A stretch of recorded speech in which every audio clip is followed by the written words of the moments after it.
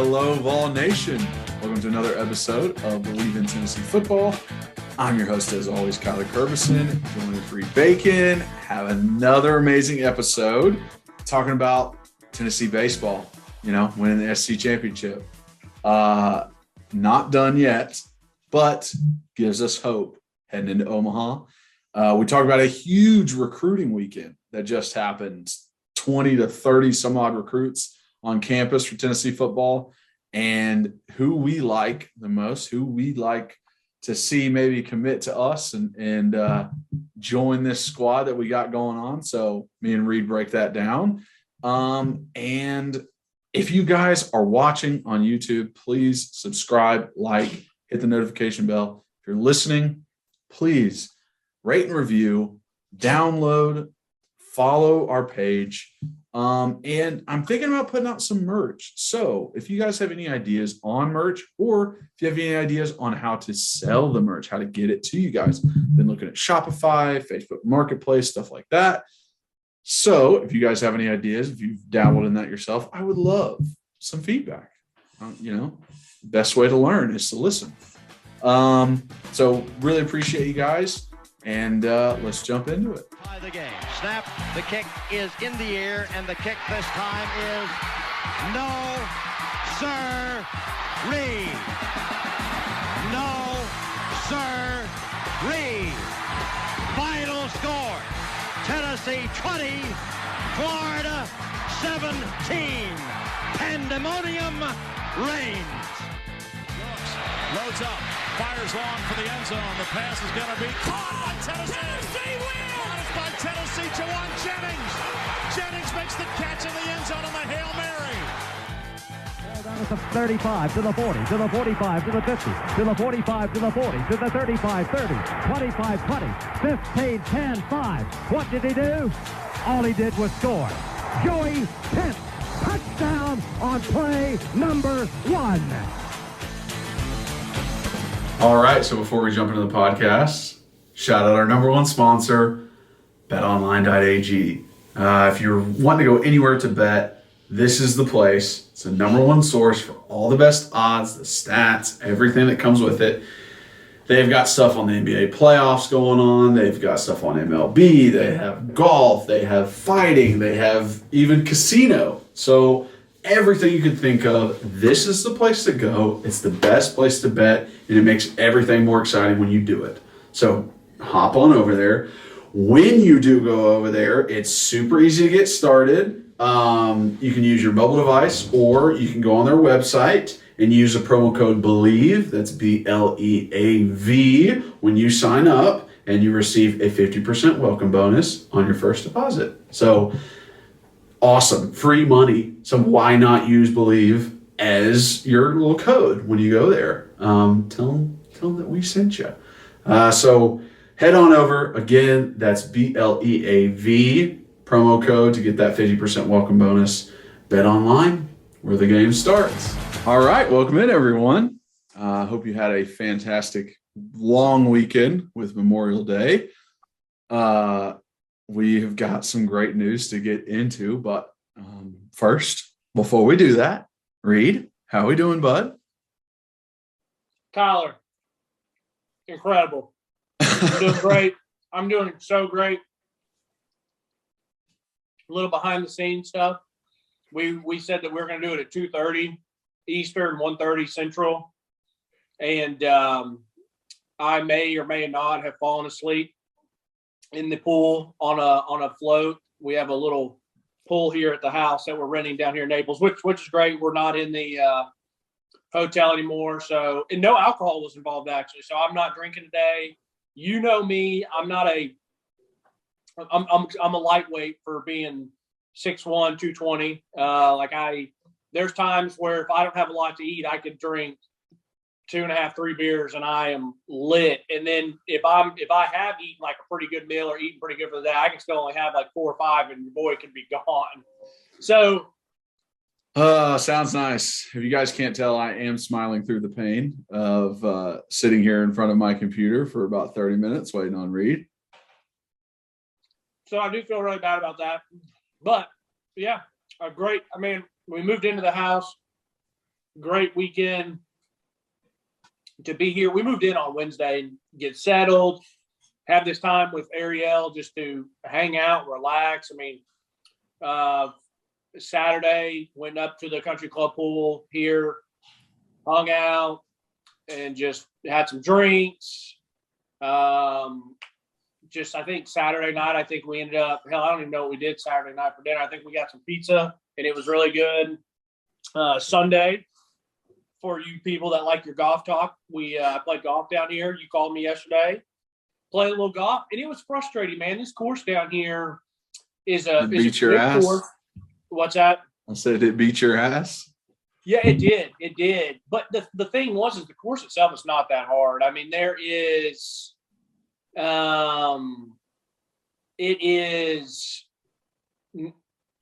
it's a typical like resort, you know, a lot of water on each hole and stuff, but like it's not that long. Has some pretty wide open areas.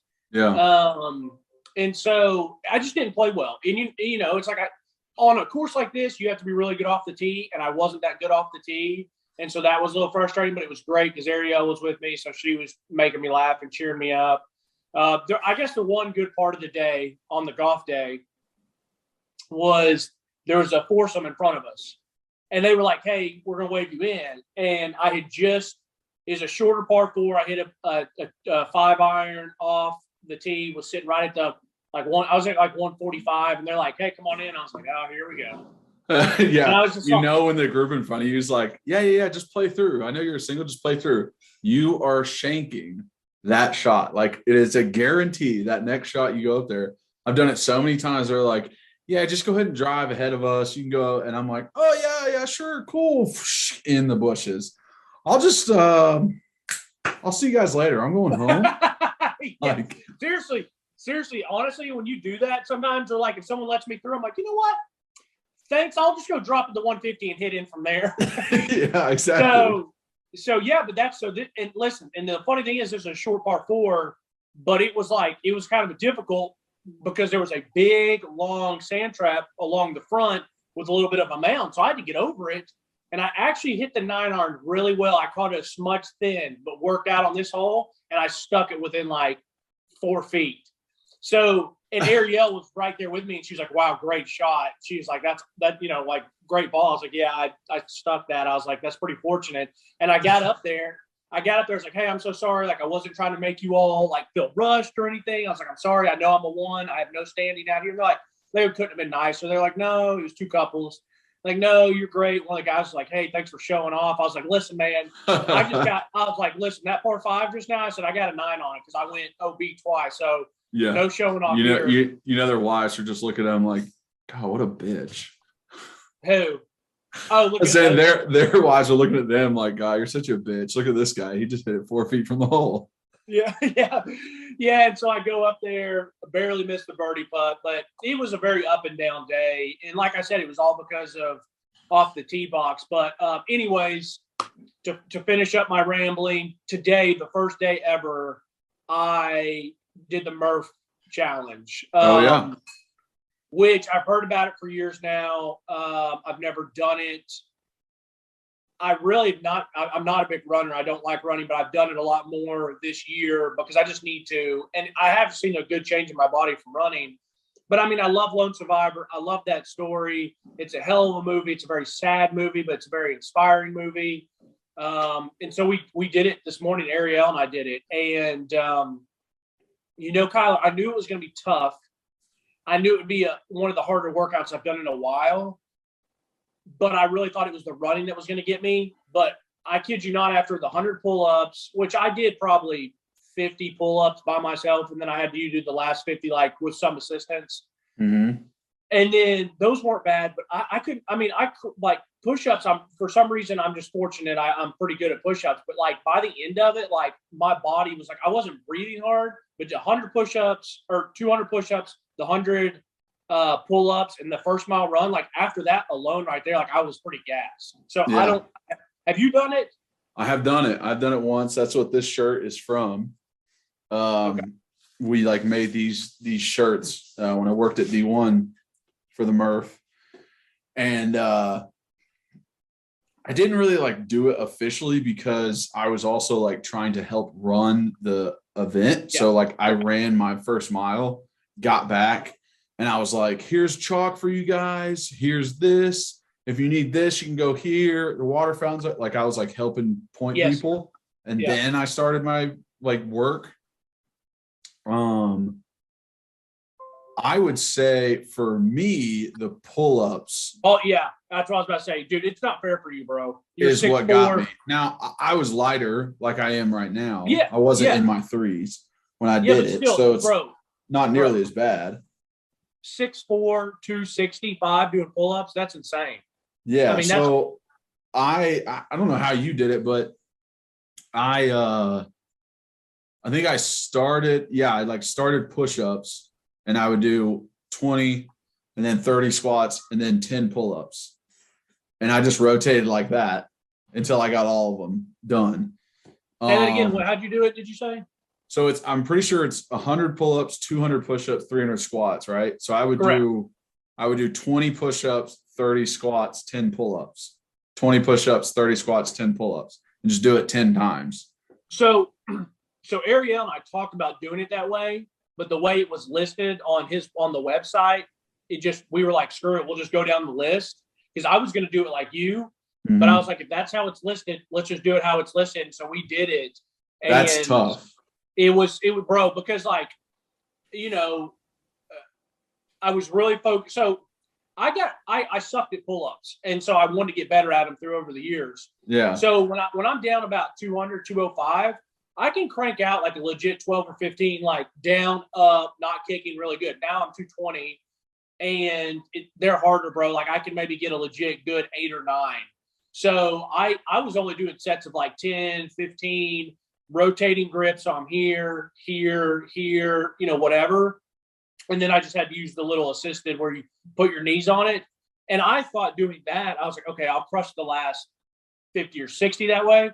I was light hands, not squeezing on biceps, and it was still just crushing my biceps were shot. Yeah, forearms and biceps just get ruined.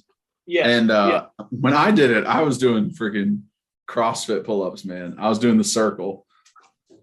Oh, were you? Oh yeah. I was like getting the full like swing into it so I can get up there. So I just knew like if I'm doing strict pull-ups, there's no way I'm making it.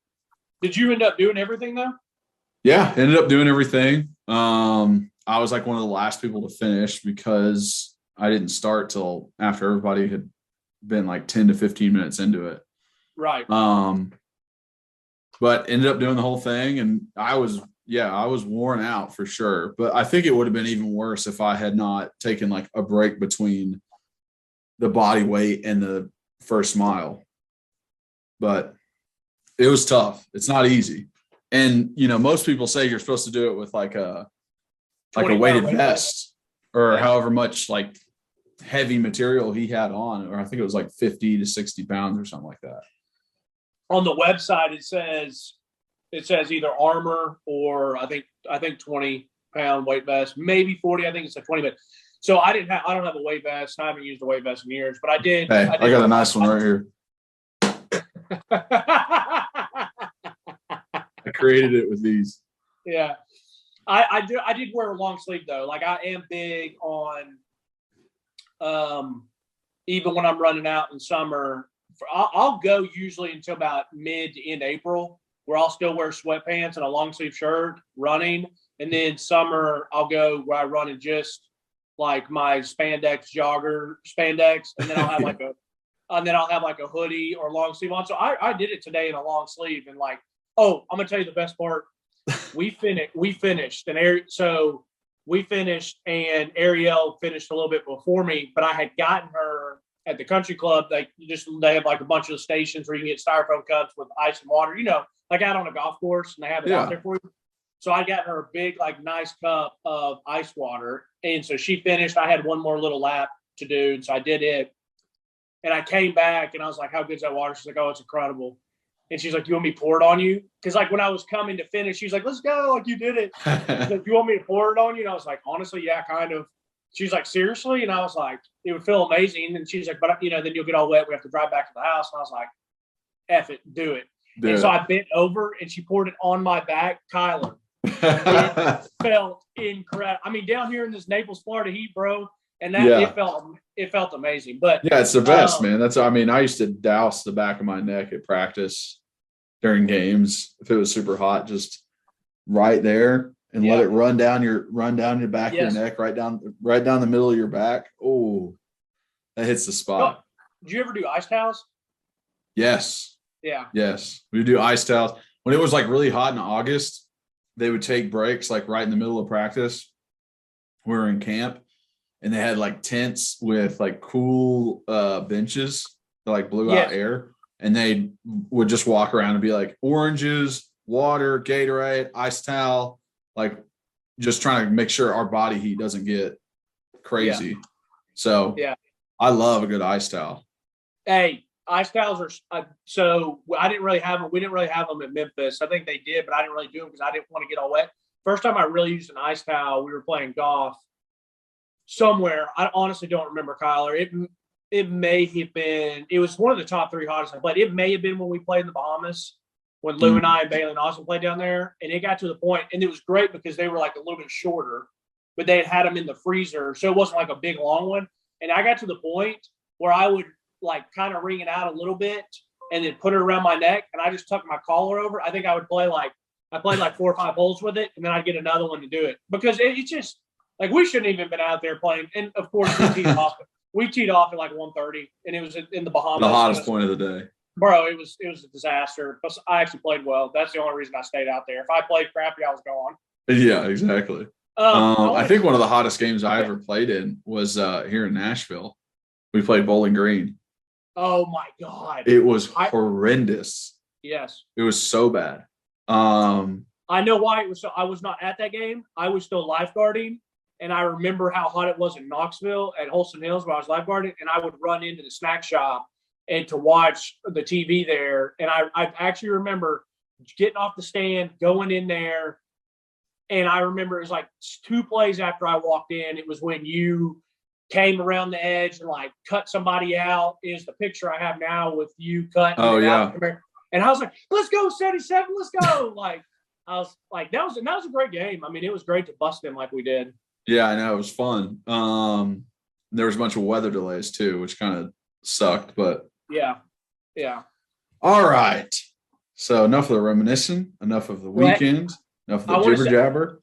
Yeah, I do want. This is the one thing I wanted to say. So two things. First off, I've always been, and I know you have as well, very respectful of the men and women who have served, whether it's military, whether it's just first responders, whatever. We don't have a big following. That's okay. If 2 or 3 people hear this that have served or whatever, I know it's not Veterans Day, but like we really appreciate you more than you know. The freedoms that we get that we take for granted every day. I just wish more people would have the utmost respect for the ones that, I love that saying. There's actually a stone that was donated to Sacred Heart that's out in one of the gardens. And I see it a lot when I'm leaving church. And it's for servicemen and women. It says it's like some sacrifice some and some sacrifice all, or whatever. And it's just like I always see that when I'm walking out. And I just wanted to say before we jump into recruiting, SEC champs, like just hey, we appreciate it, and we wanted to say that. So yeah, I agree. Appreciate you guys. I've had people in my family be military members, and some have passed and, not in duty, but still just show respect to them. And, a lot of things, we take for granted. You don't always think about like, oh, wow, like I'm able to do what I want right now. Like I'm able to have this podcast. I'm able to play football. I was able to, I'm able to talk about Tennessee for a fun hobby. And it's just like, why are you able to do that? Well, there's a lot of people that put a lot of work and sacrifice their lives for that. So just, it's a good reminder to stop and think, and just be appreciative.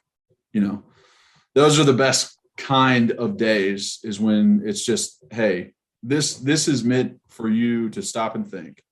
It's not meant to drink beer, celebrate, get drunk. Like, it's just meant to stop and think. Maybe you should. So, good thing you said that. Glad you said that. You said you had two things.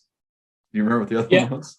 Yeah, I do. And I'm going to be real short and sweet on this because I could talk for 5 hours on this. But I hate that I waited so late in the month. But the month of May is Mental Health Month, and I really thought about like talking about this and whether I should do it or not. But I was like, you know what? Because I don't. It would be cool to have like a big platform. Like, I wish I was Joe Rogan sometimes, or I wish that I was the president of the United States so I could give up and give these speeches so a lot of people would hear them. But yeah, hey, that ain't happening.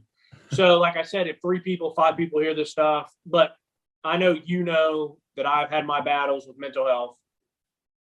And with May being Mental Health Awareness Month, it's kind of it's kind of neat because I was born in May, so this is my birthday month.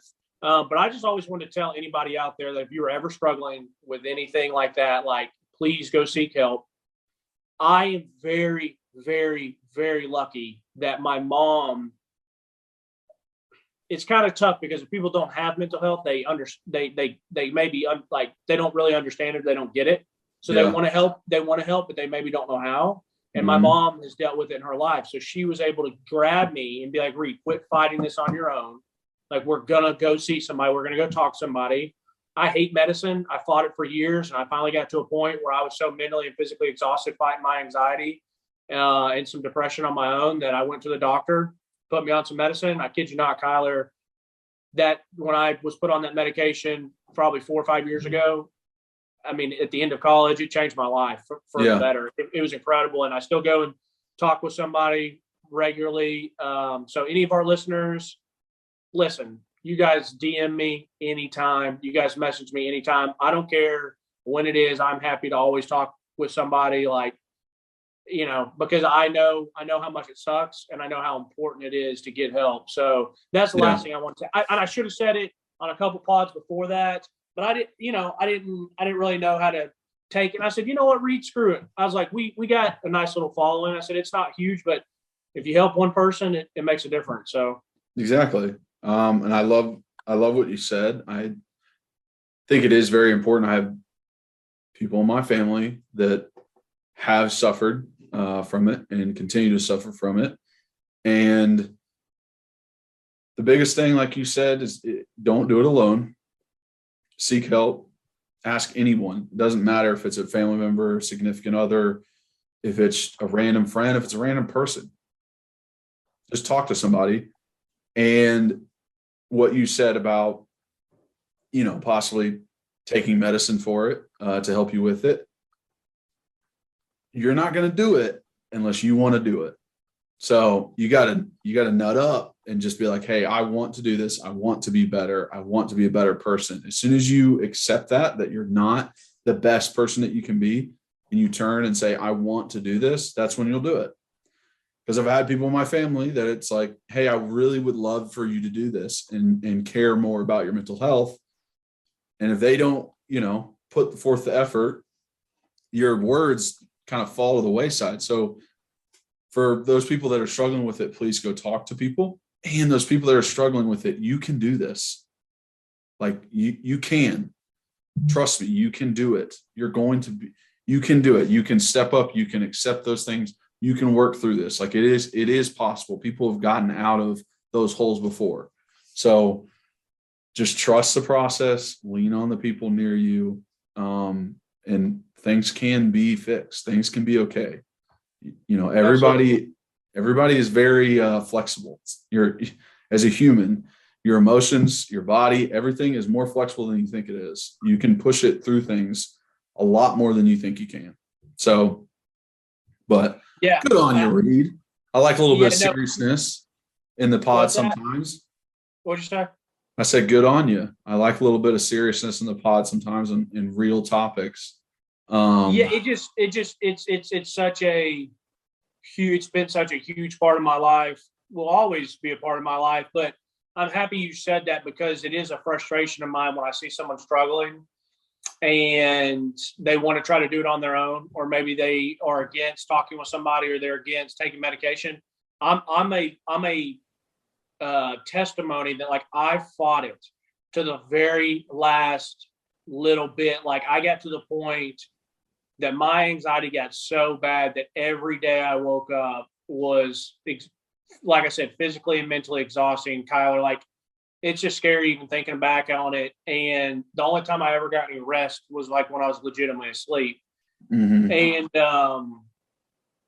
and I don't know why I fought it for taking medicine for so long. I was like, well, I can do this. Like, if my relationship with the Lord's better, or like if I do more meditation, or if I whatever. And then finally I was just so broken. I was like, and listen, I never was like suicidal or anything like that, but I do tell people I understand why somebody has I can somewhat understand why people take their lives, because it is that dark and that physically and mentally just exhausting. And so I went in and they put me on Lexapro 10 milligrams.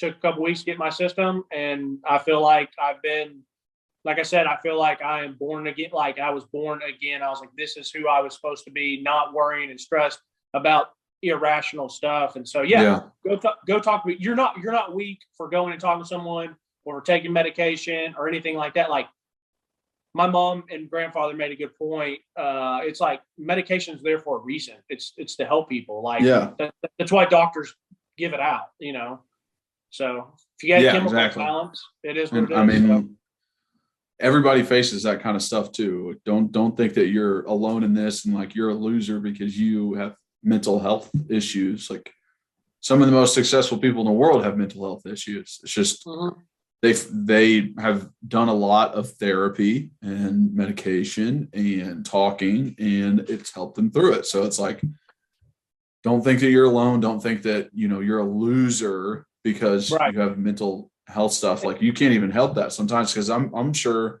that was literally just passed down to you from your mom. Correct. There's nothing you can do about it. And that's what I was going to say. You're not weak. You're not a loser. You're not any of that. Like, I was born with it. Like, and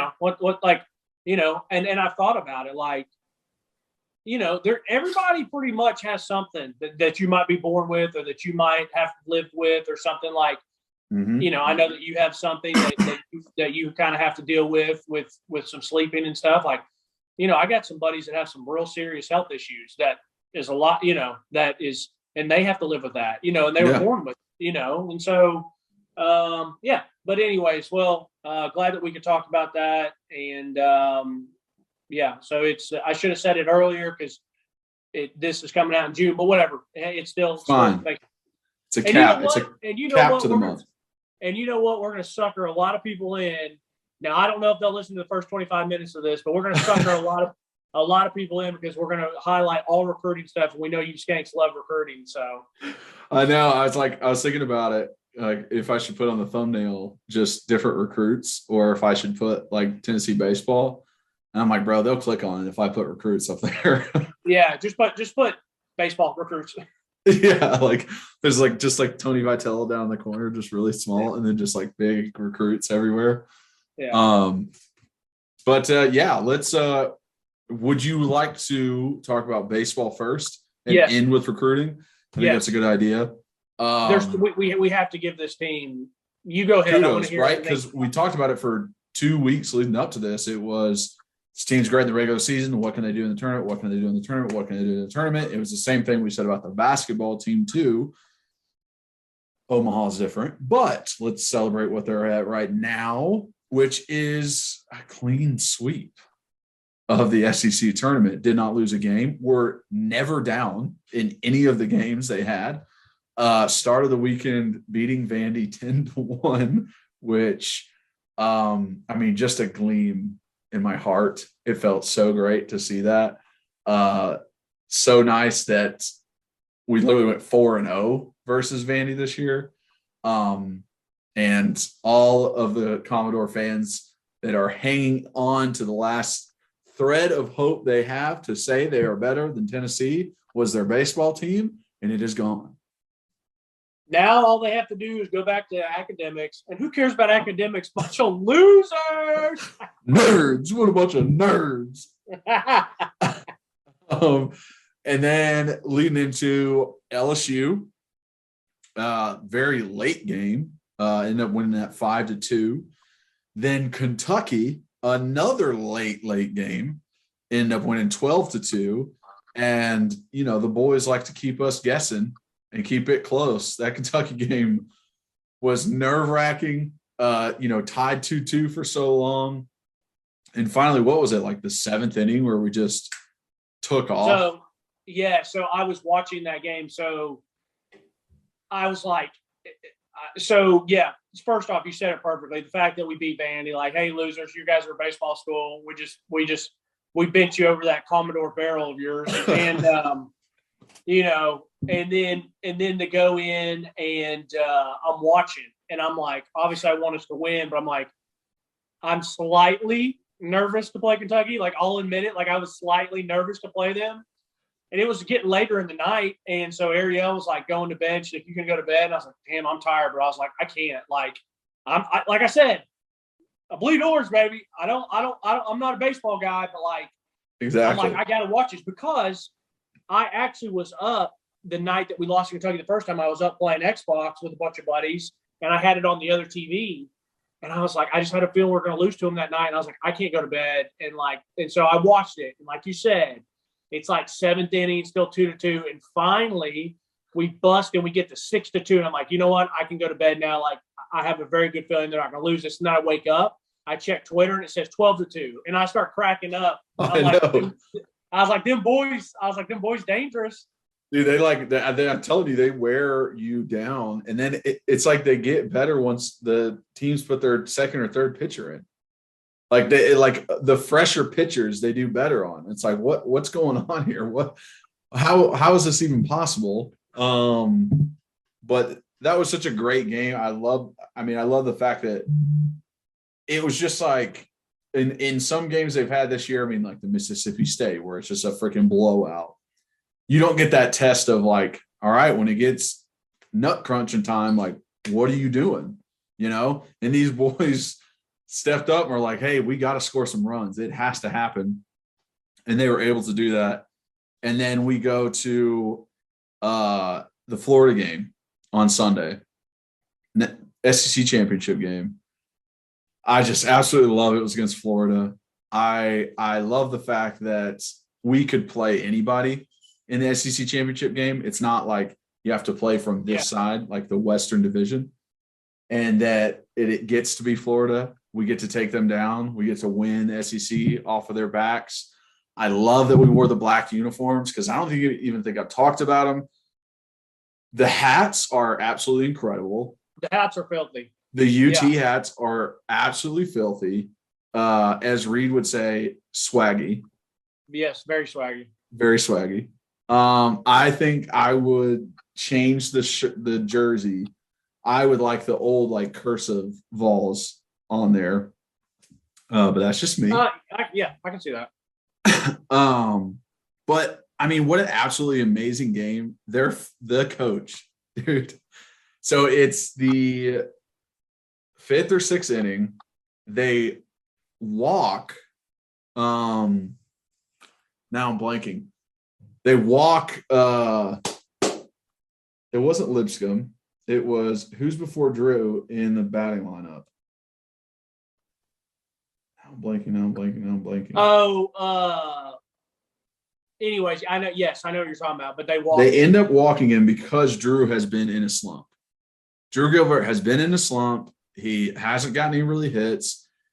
I mean, he even freaked out on himself the game before Kentucky about. He's like, "What the hell are you doing, dude?" Like, getting mad at himself in the dugout. And announcers talked about it. And as the Florida coach, from my point of view, I thought to myself, like, oh, crap. Like, I know why he's doing this. Drew's been in a slump. This puts even more pressure on Drew. So, if you're in Drew's situation, that is That's like very tough that you haven't been hitting the ball, you haven't been making contact, and all of a sudden you have bases loaded with 2 outs and you go down 0-2. Like, talk about nerves of steel for him to get that ball out and over second baseman's head. I mean, bro, what an amazing moment. What an amazing moment for him. And almost like a little bit of redemption for him because he had been bad the past few games. And like, what confidence boost going in to Omaha for him, you know, like he knows he's good. He's always been a good player for us, but it's like all of a sudden his confidence was shot right there, like during the tournament. And then it's just like, I'm back, baby. Like, we're back to this thing. So I played baseball at a young age, and I played it like in travel league, and then I got too bored with it. But baseball, I feel like I'm a baseball player in some rights because I am like somewhat superstitious. And so like I also feel like a slug is one of those things that like would bother me or make me think about. I'm like, you know, when I put You'd be like, wait, which strap did I do first on my right on my elbow pad, like all that. Yeah. Like Major League, the movie we all loved. Have you seen Major League? And the guy like burns his incense and all that stuff. Like, yeah. So I feel like a baseball guy like that would be me. Like a little bit of golf there, where it's like you don't even know what the hell you're doing different, but it's just whatever the case might be. And the fact that he can have that moment and have that legacy builder, like we talked about, Alante Taylor, like having his moment on those pick six with Kentucky, like we're always going to remember that. Yeah. You know, and Drew Gilbert's going to have it where he comes out and is that the one where he had the bomb and where he held the bat flip for a while and you retweeted that was cold as hell. That was later. That was later. That was later, but this one was he gets on base and he says, "You can walk me." Yeah. Or he looked at the pitcher and he was like, "You better fucking walk me next time, Sully." That's what he said. Because I think the pitcher's name is or their coach's name is Sullivan or something. Yeah. That's what it looked like that he said. But incredible. I mean, how pumped no, would you be in that moment? Yeah. Oh, insane. Getting on second base, being like, "You just tried to test me, bro. Like, I'll show you who I am." And he just stepped up. What did that make the score? The end score? No. What did it make the score? So it was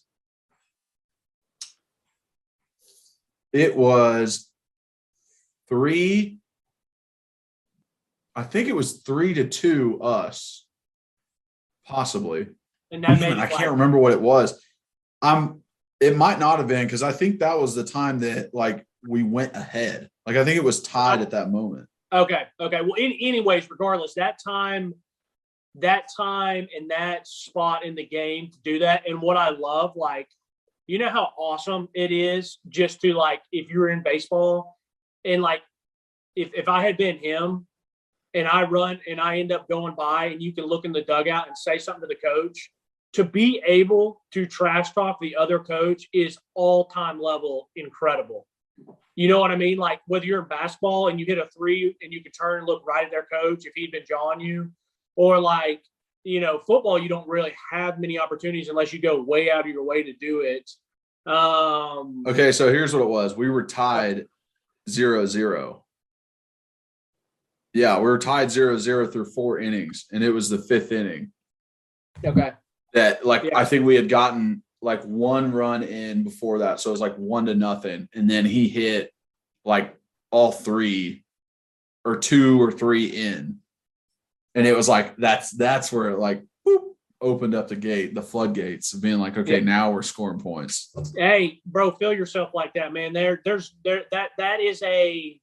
is almost orgasmic, man. Like you do that, you've been in a slump, you bust a slump. And just to be able to look at that picture and just be like, hey, and then I'm pretty sure it's his next at bat. I don't care. I don't care how bad I've been playing. Like I'm still Reed Bacon. Like I'm still Kyler Curtis. I'm still Drew Gilbert. Like I'm still me. I'm still a dog. Like you need to walk me and then or to go by like round and third at some point if you get the opportunity to look at that coach. Incredible. And then his next at bat, he hits that homer, and he just flips it. I freaking love that thing, dude. That was awesome to see. That's one thing, Kyler. That is one thing in my life that I will never get to experience. I mean, maybe I can jokingly do it, like if I ever play in like a men's league softball, and like even like I'm not good at hitting, so maybe if I only just catch it and it's gonna be a pop out, I'm still gonna bat flip just so I know how it feels. They're like, "Hey, guy, why are you bat flipping? You're supposed to be running to first, so you're getting thrown out." I'm like, I don't care. I just want to. I don't care. That went high. That went real high. I'm flipping. Yeah, I just pop out. It doesn't even. It's just one of those that pops out right to the pitcher, and I'm just holding back because, like, I've hit somebody hard and got to stand over them. Like, I've gotten a good tackle in the backfield to stop somebody, or hit a three in a game. It was like pick up, but who cares? There's money on the line. Trash talking. I've had a nice long putt. I've had all those, but a bat flip, like that's cool, bro. That's cool. It's badass. And you kind of can do stuff to it, like. You can do it like Blake Burke did, where he just right when he hit it. You know what he made me think of? I do that sometimes with my golf clubs when I hit a bad one, and you hit the bad one. And you just let it go. When you hit the bad one, and as you're finishing through, it's terrible, and you just throw it forward, and you're like, I'm done. Yeah, I'm done with this thing. Yeah, but he just cranks it and just drops it. Or you can do like Drew Gilbert. Like, what I would do? I would try to do something different. I might just hold it the whole way, running around all the bases. Just hold it. I don't think you can do that, man. I know. That's what I'm saying. I just have them be like, I would hold it as long as I could until the guy was like, yeah, drop it. I'd be like, and then I would drop it. I would try and change it up like every single time. Like do the Drew, do the flip of the thing. Like one time just go like this and balance it on your fingers and then flip it or something like that. Or one time just how like awesome it'd be if you hit it and then put it underneath and you start riding the bull just like in Happy Gilmore. He's riding the bull. He's feeling himself and he rides it. And you hit it. You get like halfway down first base. And you just start like spinning around the bat. The dizzy bat. Just doing like dizzy bat. Just do like whoa as you're running to first. Yeah, or you could like act like a golf swing or a putt. I mean, there's so many. You could really make one up and like, like. Act like a gun and be like pull and like like doing skeet shooting or something. There's a lot of good stuff you can do with a baseball. There's a lot. I mean, even if you hold the end of the bat, you can probably do like a little bit of a bow. Or that. That's not bad. That's not bad. Or I could just act like I'm not too far, Bacon. That's why I didn't say it. So people have to be watching. We don't know the age range that's watching. Yeah, we could have some underage, some 10-year-olds watching. UT fans. They don't know what I was talking about. I was just talking about dribbling a basketball. Yeah, that's it. But now we're headed to Omaha, gonna host a regional. And just super excited. We're gonna continue to talk about baseball for the next couple weeks. As they go through their different rotations every weekend, but super excited for that team. Just awesome they were able to get that. And, 2022, it's the year of all orange, baby. Four SEC championships with women's soccer, swimming and diving, men's baseball, men's basketball. Yeah. We're getting it. Tennessee.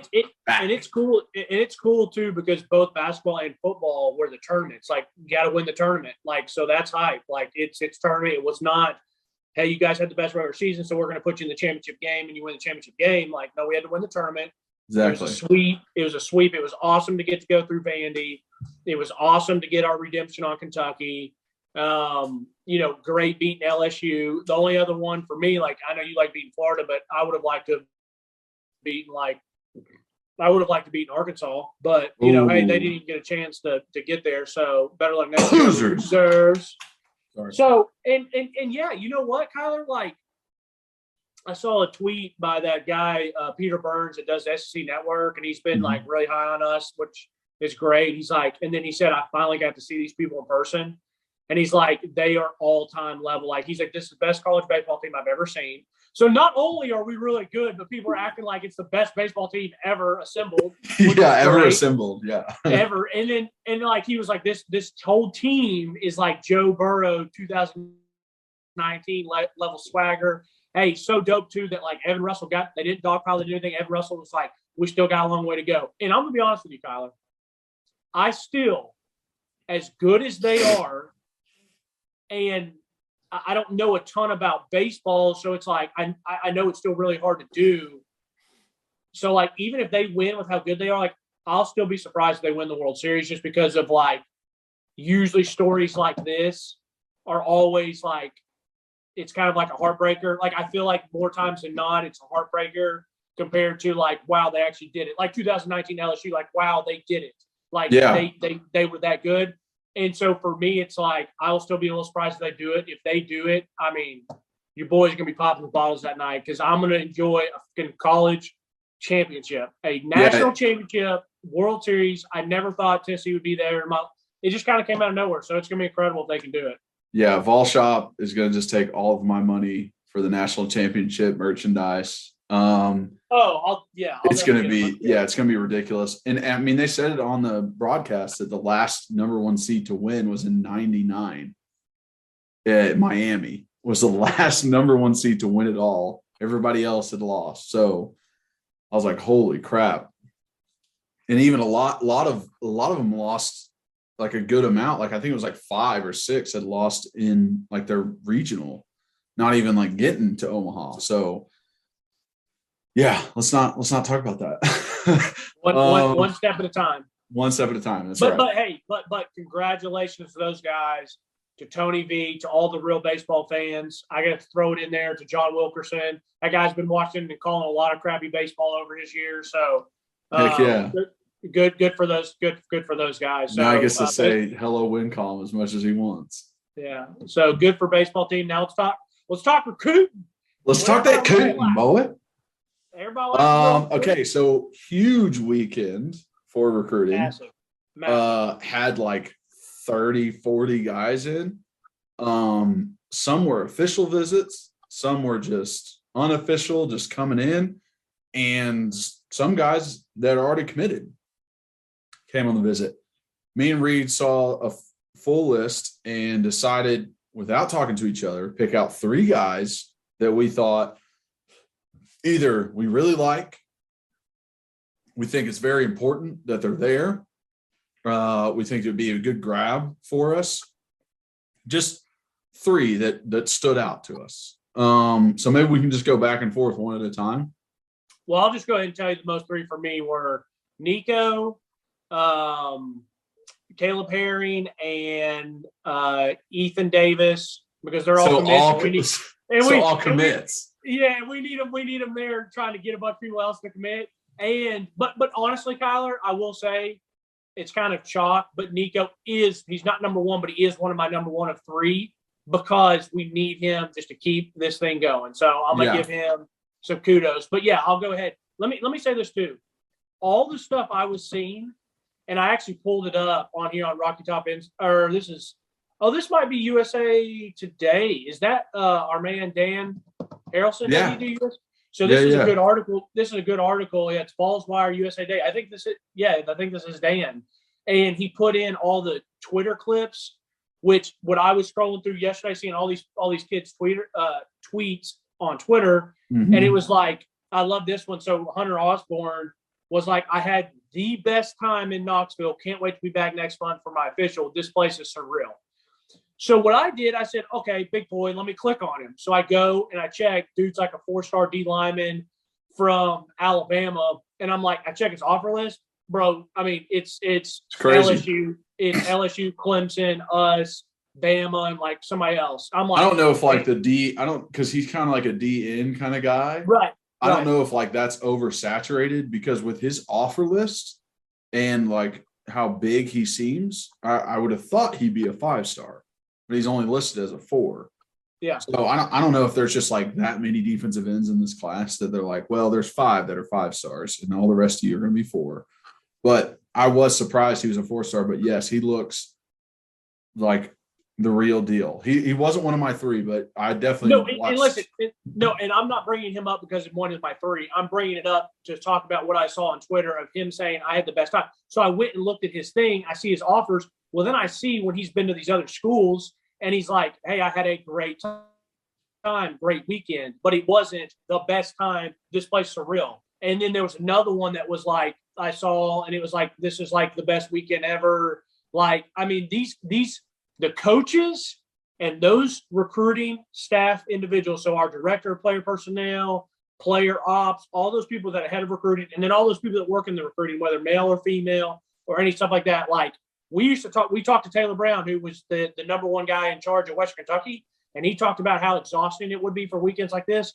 And we just put on, and all these kids were saying how amazing it was. Like, thanks, Ball Football, for having my family up for an unofficial business. The love was real. This is one to remember. Like, stuff like that. Like, they really knocked it out of the park. Like, I love this. I don't even know who this guy is, but I need to look him up because he looks rocked up, and he's a linebacker. He's 6'2", 225. So I automatically love him. I don't even know who he is. But just, like, all the tweets that you would put, like, all these kids supposedly just, like, poop their pants. Like, so amazing. Amazing. It's great to see. It's not hey, I need to pause for 1 second. Go ahead and start talking about your first guy. My windows are down. I think it's about to literally like pooper. I gotta get Ariel to put my windows up for me. Go ahead and talk. Okay. Yeah, so amazing by the staff. Way to put on an event. My first guy that I put down was Bryson Sanders. So offensive lineman from Baylor. The reason why I put him down is because he's a Tennessee guy in the Chattanooga area, going to Baylor. And I went in and watched his film, and he's a road grader. He's a prototypical offensive lineman. I love the way he plays, all that kind of stuff. But the added factor that he is from the Chattanooga area, I'm talking about Bryson Sanders.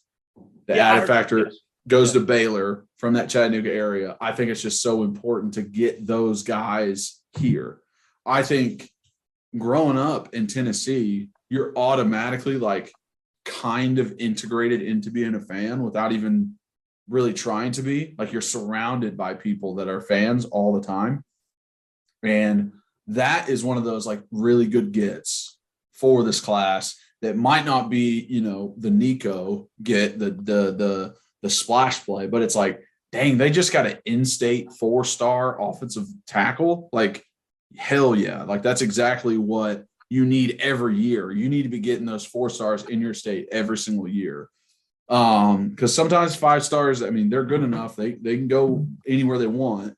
It's a little harder to keep them, but those 4 stars, like, that's big time. So that's why I have him as my first one down the list. I was like, yeah, definitely. I have to put him on here because I think that's an important get. So first and foremost, I don't want us to – holy crap, it is absolute pouring here. Ariel's the greatest girlfriend in the world. She's running out there putting it up for me. Think she's getting caught in the monsoon, though. This is awful time. I don't know why I left my window down because I was still wet, sweaty and wet from my Murph challenge water pour. So I wanted my seats to rinse off a little bit. Buddy, how was that? Ariel, you back? Oh my gosh, I'm so sorry. Are you drenched? Oh my gosh, I'm an idiot. How bad was my car? Not a lot of rain in there? No. Why you look so sexy. If I wasn't on this podcast right now.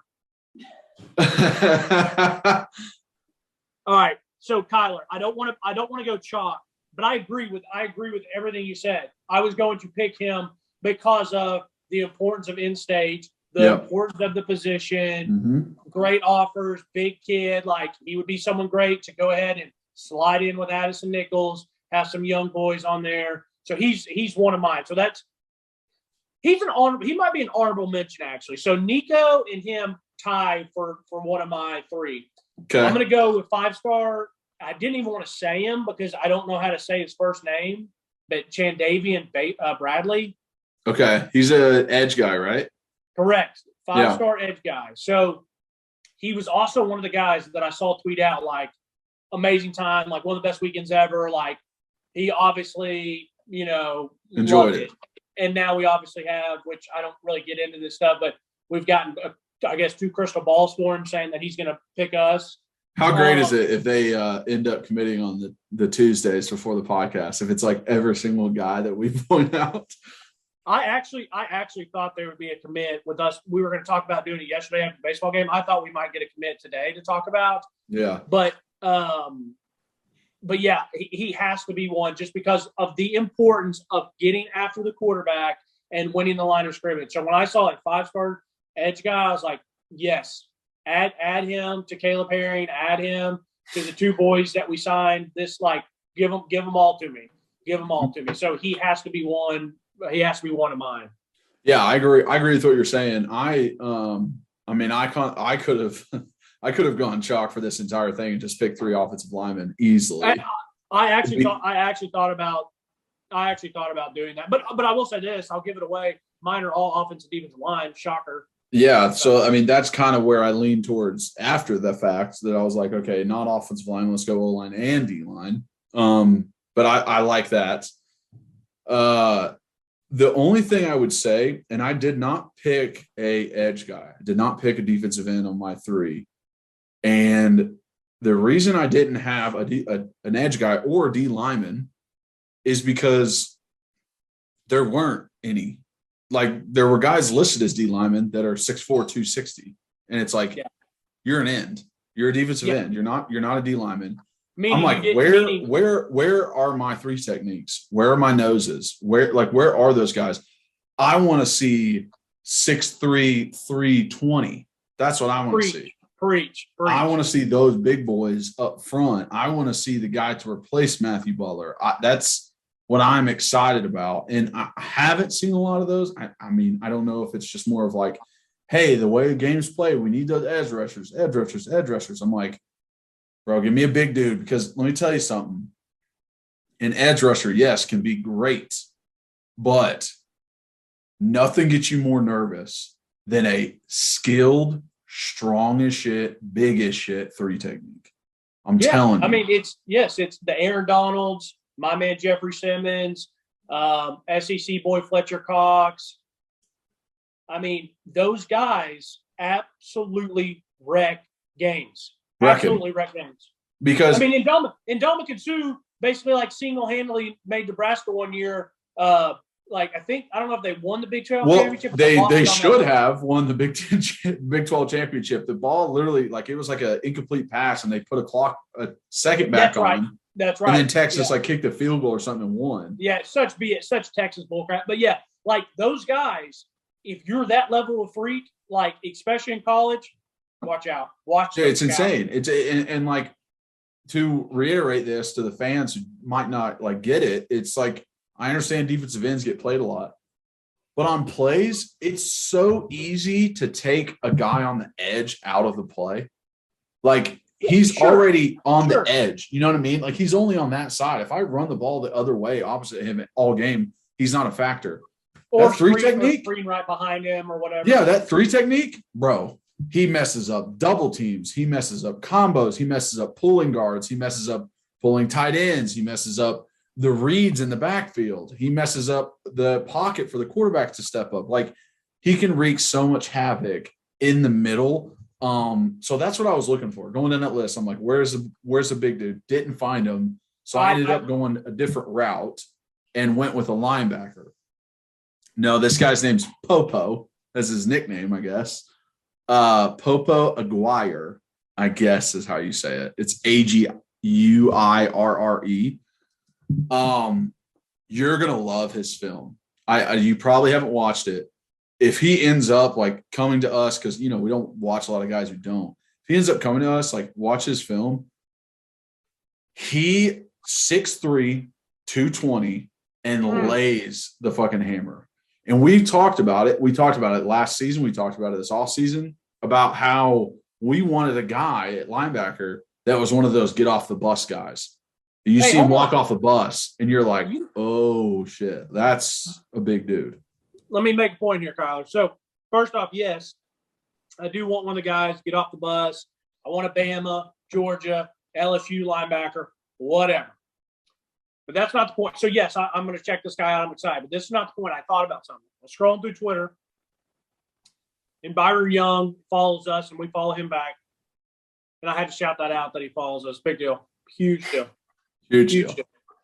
So I see that it says the top college outside linebacker list, and it has Jeremy Banks as number 15, and Byron Young's like in the 30s. And I saw this, and I was like, okay, first off, Jeremy Banks is an inside linebacker. Correct. He's not an outside linebacker unless they're saying like projected, like if someone's playing like a 4-3 and he's like not he's going to be a will, like a right. So that's what I'm saying. Like if we played a 4-3, he's not the inside. He'd be like the Will or the Sam or whatever. But like he plays inside. Like that's what he does. Okay.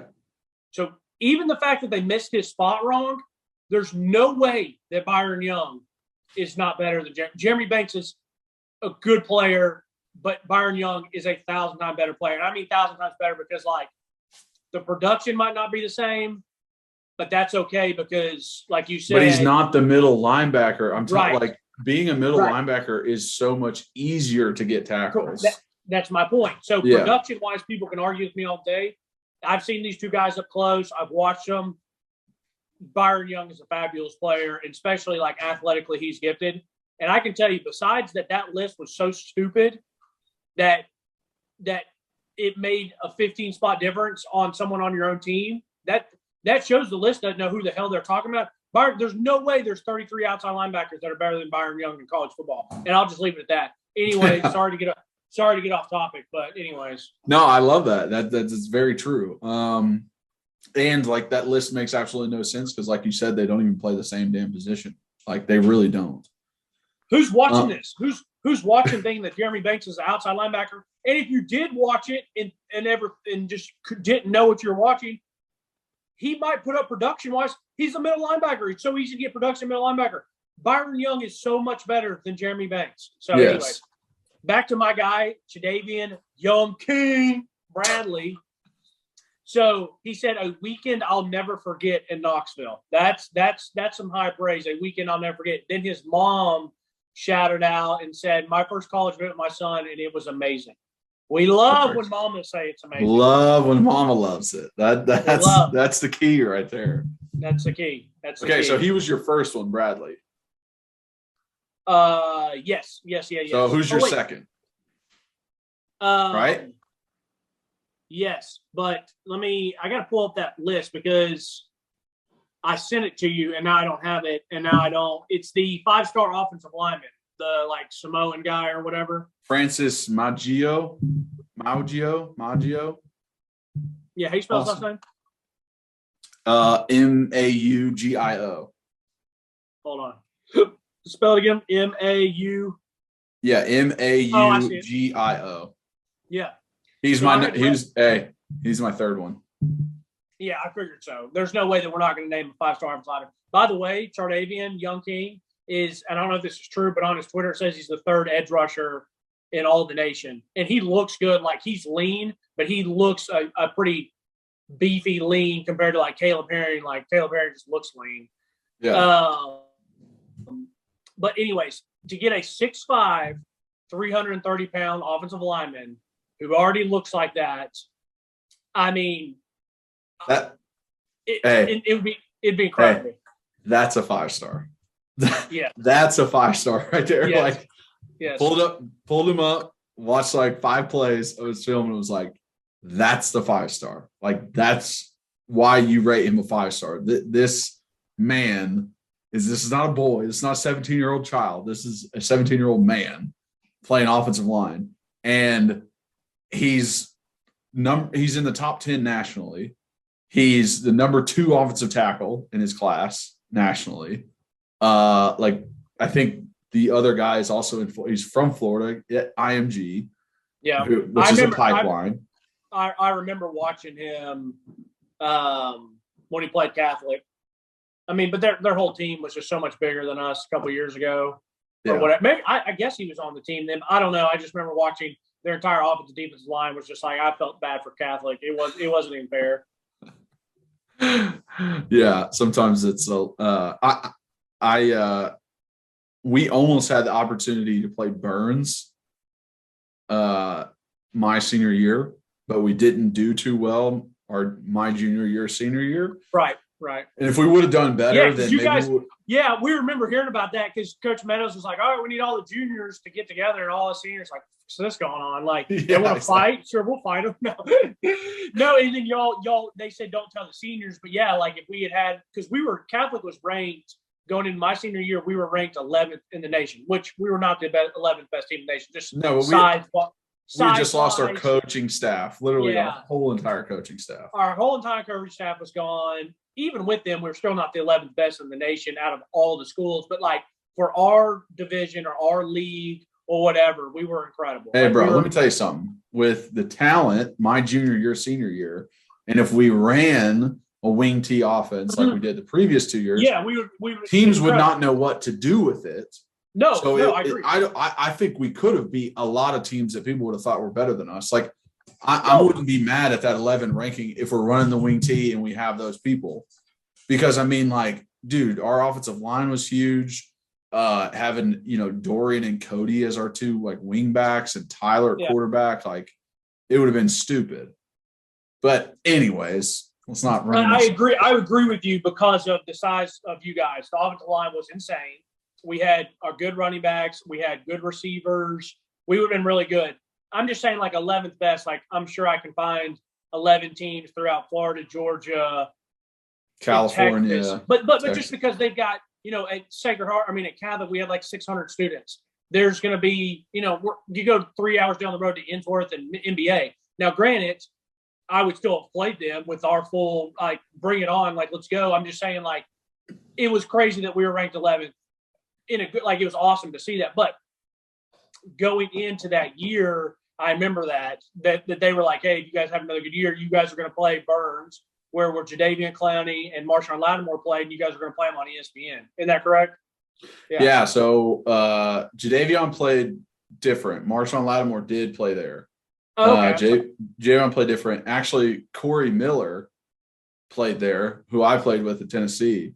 And they have always been very good. Yeah. And that would have been a very interesting and fun game because my senior year, like, I was definitely the best guy on our team. So like I would have had a huge like circle on me for sure. So that would have been quite a fun outing. Yeah. It's I pulled up Big Francis here. It's IG or IMG, of course, shocker. The future cast is 100% Oregon, and the fan future cast has Tennessee. Just because all the fans, that's literally just ball Twitter going on there being like, oh, he's definitely coming here. Yeah. But yeah, his offer list is insane. Like, he's just a stud. So of course, when I saw him, I was like, bro, if we get us a big 5-star offensive tackle like that, or even though Rivals has him as a 4-star, like you said, that's a man right there. So exactly. That was my number 2. Go ahead and name your number 3. Well, my number 3 was him. Oh, that was going to be a third guy. I didn't really put him in like, this is the most important, but I was just like, here's 3 guys. But he was another one that I was like, yeah, definitely big time deal for us to get. So, so it's now it's back to you. Who is your last? I can't even. It just sucks because I sent you that full list, and now both the things I'm using, I don't even have the full list. I think it was another. I had another defensive line. It was like another edge guy. It was another offensive lineman. I think I'm trying to pull up the full list of UT. I can read through them if you want me to. No, I want to see it myself. Hold on. UT Falls. But my honorable mention while you're looking that up is kind of like you said, every guy that is already committed to show up this weekend is like, you don't have to be there at all, but you showed up because your whole job while you were there was to sell Tennessee. Was to get everybody else on that list to come here with you. And having, how many do we have? 1, 2, 3, 4, 5 different commits. And the whole weekend, they're just like, guys, this is it. We're gonna kill it. We're gonna work together. We're gonna be a team. Like that is such a huge thing when it comes to recruiting. Is the guys already in the class just kind of like, hey, dude, like let's do this together, because that kind of connection is way more important than any player to coach connection, because that can change so easily. Yes. And that's a great point that you bring up. Like, hey, we want to go in. This can be our group. We're going to be freshmen or whatever. This is not. I mean, we can just use this as my third. It's not a huge deal. I just am pissed because I like I said, the iPad and the phone, both of the ones that had the list on it. So, I do remember seeing this. So I can just make this like as my last third honorable mention. But Tony Mitchell, I saw someone tweet about him, how we emerged, but a 5-star safety / cornerback duo. Mm-hmm. And like when I remember seeing him, and I'm like, this guy looks like a Bama, LSU, Georgia defensive player. And that's why I was like, those are the guys that I want that, 6'2", 180, Alabaster, Alabama. I mean, he's got Bama, he's got Texas A&M, he's got Florida, he's got Auburn. Like, bro, if you can get a guy like that, which I'm not saying we will. I mean, we're going to be fortunate if we can get, a few of these guys on this list, but an edge guy that looks the part, offensive lineman that looks the part, offensive lineman that looks the part, and he's in state. Like, it's just a great weekend, man. It's a great weekend. And definitely, me, give me all the backers that we can get. Yeah, exactly. And I think your most important, point was all of the positive comments and reinforce that happened afterwards of being like, damn, that was awesome. Like that was a great visit. And I feel like all these coaches are very down to earth guys to where these players actually enjoy being around them. They set up activities for them to do that's fun and all that kind of stuff, but just really shooting the shit with the coaches and being boys with them is a lot more important than hey, there's cornhole over here. You know what I mean? We just got some chocolate chip cookies. Yeah. There's a Sunday bar. You want a Sunday? It's just, the recruiting thing is so wild because all of the SEC schools really are going to have great facilities like Tennessee and Bama and LSU and Georgia's got their new one and Clemson and Ohio State. They're all going to have state-of-the-art stuff. They're all going to have pretty much the same stuff. But it's what can you do on a visit that makes you stand out, whether it's different activities, whether it's, send them to the hotel room with an absolute smoke show. I'm joking. But seriously, the activities that you do to bond with these guys, that you can bond with their families, everyone can offer them a great facility. Everyone can offer them a chance to go to the NFL. Everyone can offer them NIL money, but it's where are they going to feel comfortable?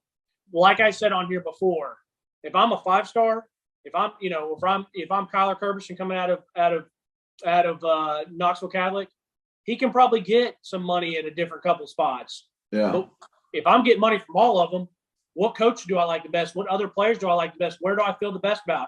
Because that, $150,000 is great to have, but if I can have it where I feel the best, sign me up. Yeah, exactly. So, it evens out once you really get down to yes, money is great and all these NIL deals and all of that, but it's once everybody can do it, now it's just an even playing field again. Now it has to be the other stuff that makes a difference. The facilities, maybe the school, maybe the atmosphere, the fan base, that kind of stuff plays into it because those things can differ. I mean, if Kentucky and Tennessee are both offering the same amount of money, which one are you choosing? You're picking off different stuff. So, right. All right, man. I thought it was a great pod. Good pod. Touched on a lot of stuff. I think it was a longer one than we expected, but it's good sometimes. Yeah. All right. Thank you guys so much for watching and listening. If you are watching on YouTube, please subscribe. I think it's this way. and then the like is this way. We'll see if it gets right on the YouTube. Like and hit that notification bell. And if you're listening on any of the platforms, follow, rate, and review. It helps us so much. As always, share with your friends, share with your family, share with your uncle that you like to have an argument about Tennessee football and you want to use Minor Reed's points to back your own. Do that. And just appreciate you guys. Please keep doing that. If you want to follow us at Believe in Tennessee on Twitter, at rbacon26 for Reed, at Kyler Curbison on all social medias for me. And if you want to contact us, bleavintennesseefootball@gmail.com, phone number 865-322-9232. And you guys are always awesome. Appreciate you. Make some friends in those comments. Let us know how we're doing. Oh, and if you guys have any ideas on how I should be selling the merch, I've been looking into different, Shopify, Facebook Marketplace, trying to figure out, hey, if we were to get some merch, how would we sell it to you? So if any of you have ideas, let me know. I would appreciate it. As always, go Vols.